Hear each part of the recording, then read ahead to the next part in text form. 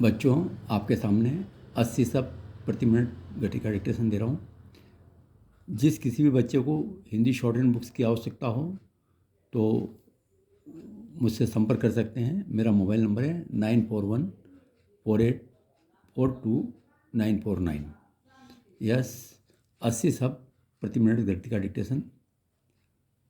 आम चुनावों की घोषणा के साथ ही दुनिया के सबसे बड़े चुनावों की प्रक्रिया शुरू हो गई। पहले चरण का मतदान 19 अप्रैल को और आखिरी चरण का 1 जून को होगा। परिणाम 4 जून को आएंगे। यह एक लंबी चुनाव प्रक्रिया है। यह ठीक है कि जिस चुनाव में लगभग 97 करोड़ मतदाताओं को भागीदारी करनी हो उसमें कुछ तो समय लगेगा ही, लेकिन अच्छा होता कि कहीं कम चरणों में चुनाव संपन्न कराने के प्रयत्न किए जाते।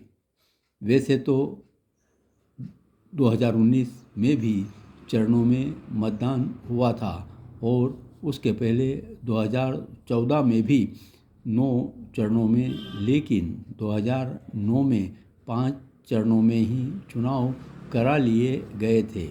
लंबी चुनावी प्रक्रिया खर्चीली ही नहीं, उबाऊ भी होती है और आचार संहिता के चलते बहुत से सरकारी काम ठप हो जाते हैं।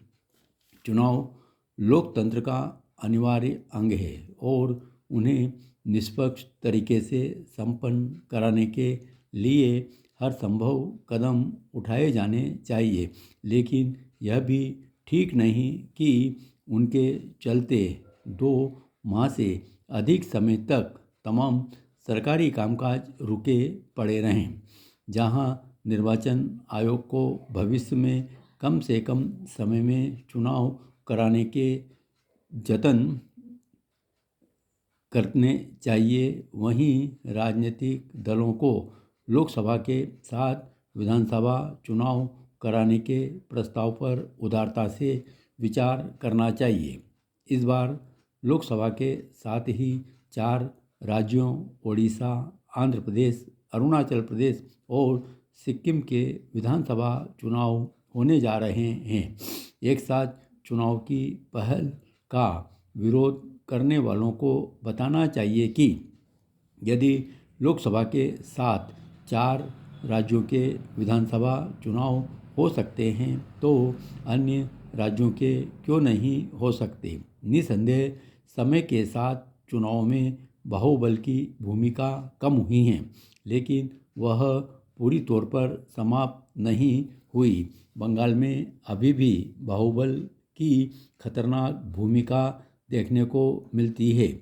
चुनावों में धन की भी भूमिका बड़ी है। गुपचुप रूप से पैसे और सामग्री बांटकर लोगों के वोट खरीदने की प्रवृत्ति लोकतंत्र के लिए एक बड़ा खतरा है। हैरानी नहीं कि निर्वाचन आयोग इसे भी एक चुनौती के रूप में देख रहा है। इसके अलावा उसके समक्ष एक नई चुनौती फर्जी सूचनाएं भी है। यह चुनाव डिजिटल दुनिया में भी लड़ा और यह किसी से छिपा नहीं कि इस दुनिया में फर्जी खबरों का कितना बोलबाला है। निर्वाचन आयोग आदर्श आचार संहिता के उल्लंघन को भी अपने लिए एक चुनौती के रूप में देख रहा है। यह चुनौती है तो इसीलिए क्योंकि अनेक नेता मर्यादा में रहकर चुनाव लड़ने के लिए तैयार नहीं होते। वास्तव में उन पर तब तक लगान नहीं लग सकती जब तक निर्वाचन आयोग को उनके खिलाफ ठोस कार्रवाई करने के लिए पर्याप्त अधिकार नहीं मिलते।